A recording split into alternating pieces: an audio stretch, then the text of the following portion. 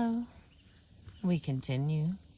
On page 86, the method. Insist on using objective criteria. Chapter 5. Fair procedures. Okay, gotta take the seatbelt off. It's like choking me. There we go. Fair procedures. To produce an outcome independent of will, you can use either fair standards for the substantive questions or fair procedures for resolving the conflicting interests. Consider, for example, the old age way to divide a piece of cake between two children. One cuts and the other chooses. Neither can complain about an unfair division.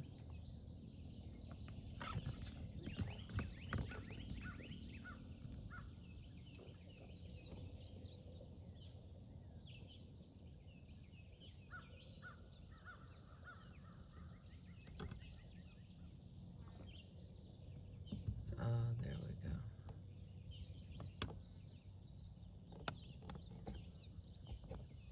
Come on, don't do that.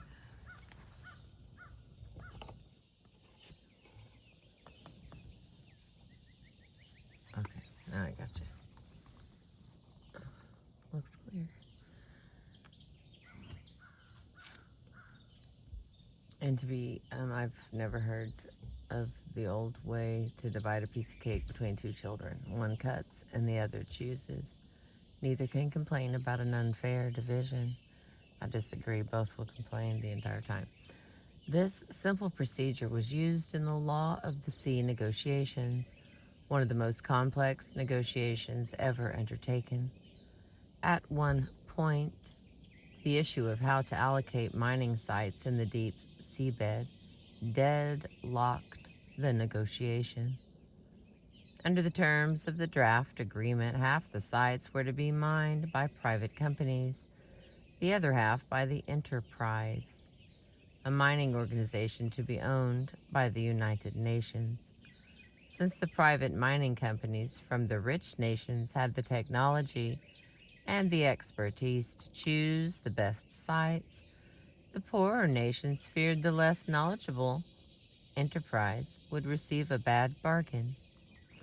The solution devised was to agree that a private company seeking to mine the seabed would present the Enterprise with two proposed mining sites. The Enterprise would pick one site for itself and grant the company a license to mine the other. Since the company would not know which site it would get, it would have an incentive to make both sites as promising as possible. This simple procedure thus harnessed the company's superior expertise for mutual gain. A variation on the procedure of one cuts, the other chooses is for the parties to negotiate what they think is a fair arrangement before they go on to decide their respective roles in it. In a divorce negotiation, for example, before deciding which parent will get custody of the children, the parents might agree on the visiting rights of the other parent. This gives both an incentive to agree on visitation rights each will think is fair. As you consider procedural solutions, look at other basic means of settling differences: taking turns, drawing lots, letting someone else decide, and so on. Drawing lots. I did that a lot growing up. That's funny.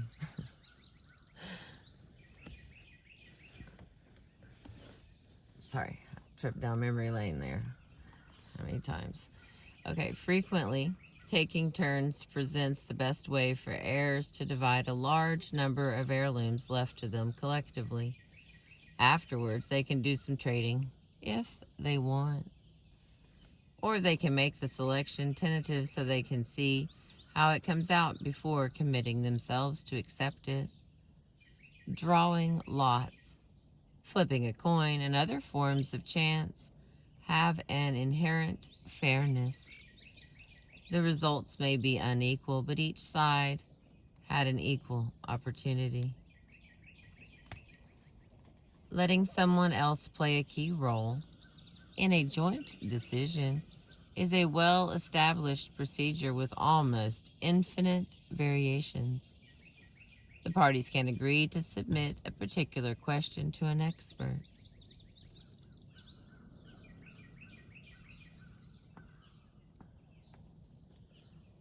All right. The parties can agree to submit a particular question to an expert for advice or decision. They can ask a mediator to help them reach a decision, or they can submit the matter to an arbitrator for an authoritative and binding decision.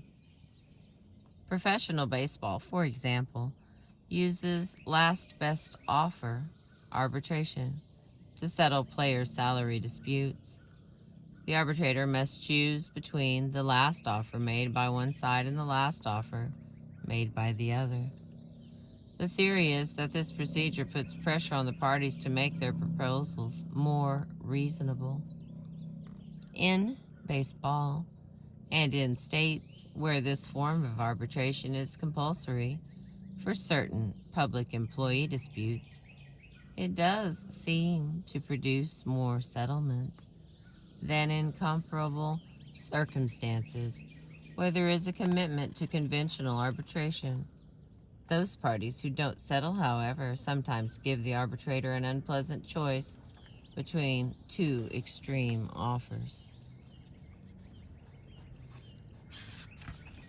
Yeah, get around me.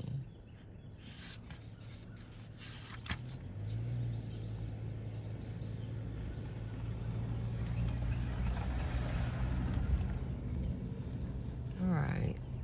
Negotiating with objective criteria.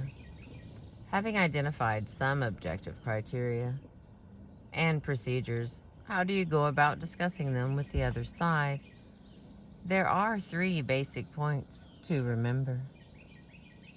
Number 1, frame each issue as a joint search for objective criteria. Number 2, reason and be open to reason as to which standards are most appropriate and how they should be applied. And number 3, never yield to pressure, only to principle. In short, focus on objective criteria firmly but flexibly. Frame each issue as a joint search for objective criteria. It's number 1.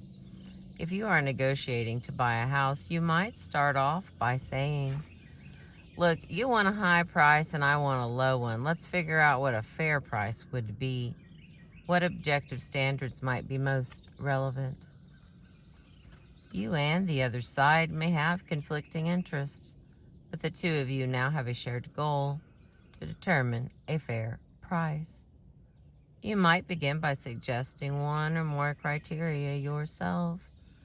The cost of the house adjusted for depreciation and inflation, recent sales prices of similar houses in the neighborhood, or an independent appraisal, and then invite the seller's suggestion. Ask, what is your theory? If the seller starts by giving you a position such as, the price is $155,000, ask for the theory behind the price. How did you arrive at that figure? Treat the problem as though the seller too is looking for a fair price based on objective criteria. Agree first on principles. Before even considering possible terms, you might want to agree on the standard or standards to apply. Each standard the other side proposes becomes a lever you can use to persuade them. Your case will have more impact if it is presented in terms of their criteria, and they will find it difficult to resist applying their criteria to the problem. You say, Mr. Jones sold the house next door for $160,000. Your theory is that this house should be sold for what comparable houses in the neighborhood are going for. Am I right? In that case, let's look at that house on the corner of Ellsworth and Oxford and the one at Broadway and Dana were sold for. What makes conceding particularly difficult is having to accept someone else's proposal. If they suggested the standard, their deferring to it is not an act of weakness, but an act of strength, of carrying out their word. Reason. Okay, number 2. Reason and be open to reason. What makes the negotiation a joint search is that, however much you may have prepared various objective criteria, you come to the table with an open mind. In most negotiations, people use precedent and other objective standards simply as arguments in support of a position. A police union might, for example, insist upon a raise of a certain amount and then justify their position with arguments about what police in other cities make. This use of standards usually only digs people even deeper into their positions. Going one step further, some people begin by announcing that their position is an issue of principle and refuse even to consider the other side's case. It's a matter of principle. It becomes a battle cry in a holy war over ideology. Practical differences escalate into principled ones, further locking in the negotiators rather than freeing them. This is emphatically not what is meant by principled negotiation. Insisting that an agreement be based on objective criteria does not mean insisting that it be based solely on the criterion you advance. One standard of legitimacy does not preclude the existence of others. What the other side believes to be fair may not be what you believe to be fair. You should behave like a judge, although you may be predisposed to one side, in this case, your own. You should be willing to respond to reasons for applying another standard or for applying a standard differently. When each party is advancing a different standard, look for an objective basis for deciding between them, such as which standard has been used by the parties in the past, or which standard is more widely applied. Just as the issue itself should not be settled on the basis of will, neither should the question of which standard applies. I know, boys. I know it's hot.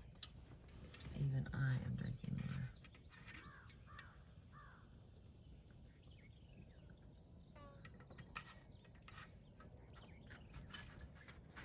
Okay. I got like 2 pages left. It is getting hot. In a given case, there may be 2 standards, such as market value and depreciated cost, which produce different results, but which both parties agree seem equally legitimate. In that case, splitting the difference or otherwise compromising between the results suggested by the 2 objective standards is perfectly legitimate. The outcome is still independent of the will of the parties. If, however, after a thorough discussion of the merits of an issue, you still cannot accept their proposed criteria as the most appropriate, you might suggest putting them to a test. Agree on someone you both regard as fair and give him or her a list of the proposed criteria. Ask the person to decide which are the fairest or most appropriate for your situation. Since objective criteria are supposed to be legitimate, and because legitimacy implies acceptance by a great many people, this is a fair thing to ask. You are not asking the third party to settle your dispute just to give you advice on what standards to use in settling it. The difference between seeking agreement on the appropriate principles for deciding a matter and using principles simply as arguments to support positions is sometimes subtle, but always significant. A principled negotiator is open to reasoned persuasion on the merits. A positional bargainer is not. It is the combination of openness to reason with insistence on a solution based on objective criteria that makes principled negotiation so persuasive and so effective at getting the other side to play. And the last one. Yes. Never yield to pressure. Consider once again the example of negotiating with the contractor. What if he offers to hire your brother-in-law on the condition that you give in on the depth of the foundations? You would probably answer, "A job for my brother-in-law has nothing to do with whether the house will be safely supported on a foundation of that depth." What if the contractor then threatens to charge you a higher price? You would answer the same way. "We'll settle that question on the merits, too. Let's see what other contractors charge for this kind of work." Or, "Bring me your cost figures and we'll work out a fair profit margin." If the contractor replies, "Come on, you trust me, don't you?" you would respond, "Trust is an entirely separate matter. The issue is how deep the foundations have to be to make the house safe." Pressure can take many forms: a bribe, a threat, a manipulative appeal to trust, or a simple refusal to budge. In all these cases, the principled response is the same. Invite them to state their reasoning. Suggest objective criteria you think apply, and refuse to budge except on this basis. Never yield to pressure, only to principle. Who will prevail? In any given case, it is impossible to say, but in general you will have an edge. For in addition to your willpower, you also have the power of legitimacy and the persuasiveness of remaining open to reason. It will be easier for you to resist making an arbitrary concession than it will be for them to resist advancing some objective standards. A refusal to yield, except in response to sound reasons, is an easier position to defend, publicly and privately, than is a refusal to yield combined with a refusal to advance sound reasons. At the least, you will usually prevail in the question of process. You can usually shift the process from positional bargaining to a search for objective criteria. In this sense, principled negotiation is a dominant strategy over positional bargaining. One who insists that negotiation be based on the merits can bring others around to playing that game, since that becomes the only way to advance their interests. On substance, too, you are likely to do well, particularly for those who might otherwise be browbeaten by a positional bargainer. Principled negotiation allows you to hold your own and still be fair. Principle serves as your hard-hearted partner who will not let you yield to pressure. It is a form of right makes might. The other side truly will not budge and will not advance a persuasive basis for their position, then there is no further negotiation. You now have a choice like the one you face when you walk into a store, which has a fixed, non-negotiable price on what you want to buy. You can take it or leave it. Before leaving it, you should see if you have overlooked some objective standard that makes their offer a fair one. If you find such a standard, and if you would rather reach agreement on that basis, then have no agreement. Do so. The availability of that relevant standard avoids the cost of giving in to an arbitrary position.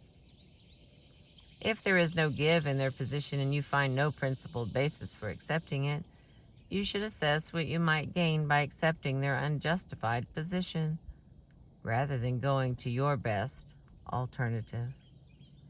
You should weigh that benefit against the benefit to your reputation as a principled negotiator that could come from walking away. Shifting discussion in a negotiation from the question of what the other side is willing to do to the question of how the matter ought to be decided does not end a... God, it's a long sentence. Shifting discussion in a negotiation from the question of what the other side is willing to do to the question of how the matter ought to be decided does not end argument, nor does it guarantee a favorable result. It does, however, provide a strategy you can vigorously pursue without the high cost of positional bargaining. And now here's our last part. It's company policy. And I'll be reading between insurance adjuster and a person named Tom. Let's look at a real case where one party used positional bargaining and the other principled negotiation. Tom, one of our colleagues, had his parked car totally destroyed by a dump truck. The car was covered by insurance, but the exact amount Tom could recover remained for him to work out with the insurance adjuster. So here's the adjuster. We have studied your case and we have decided the policy applies. That means you're entitled to a settlement of $6,600. Tom says, I see. How did you reach that figure? The insurance adjuster, that's how much we decided the car was worth. Tom says, I understand, but what standard did you use to determine that amount? Do you know where I can buy a comparable car for that much? Well, how much are you asking for? The insurance adjuster replies. Tom says, whatever I'm entitled to under the policy. I found a second-hand car just about like it for $7,700. Adding the sales and excise tax, it would come to about $8,000. The insurance adjuster, $8,000? That is too much. I am not asking for $8,000 or $6,000 or $10,000, but for fair compensation. Tom says, do you agree that it's only fair I get enough to replace the car? Insurance adjuster, okay, I'll offer you $7,000. That's the highest I can go. Company policy. Tom says, how does the company figure that? Look, $7,000 is all you'll get. Take it or leave it, says the insurance adjuster. Tom replies with, $7,000 may be fair. I don't know. I certainly understand your position if you're bound by company policy. But unless you can state objectively why that amount is what I'm entitled to, I think I'll do better in court. Why don't we study the matter and talk again? Is Wednesday at 11 a good time to talk? The insurance adjuster says, okay, Mr. Griffith, I've got an ad here in today's paper offering an '89 Taurus for $6,800. I see. What does it say about the mileage? 49,000. Why? Tom says, because mine only had 25,000 miles. How many dollars does that increase the worth in your book? The insurance adjuster says, let me see. Well, that looks to be about $450. Tom says, assuming the 6,800 as one possible base, that brings the figure to $72.50. Does the ad say anything about a radio? How much extra for that in your book? $125. And how much for air conditioning? A half hour later, Tom walked out with a check for $8,024. All right, that's the end of chapter 5. From getting to yes. This last little page is going to tell us what's coming up, which is 6, 7, and 8. says, yes, but, ... Numbers chapter 6 is, what if they are more powerful? Develop your best alternative to a negotiated agreement. And number 7, what if they won't play? Using negotiation jujitsu. And chapter 8, what if they use dirty tricks? Taming the hard bargainer. Thank you for being with me. I appreciate you.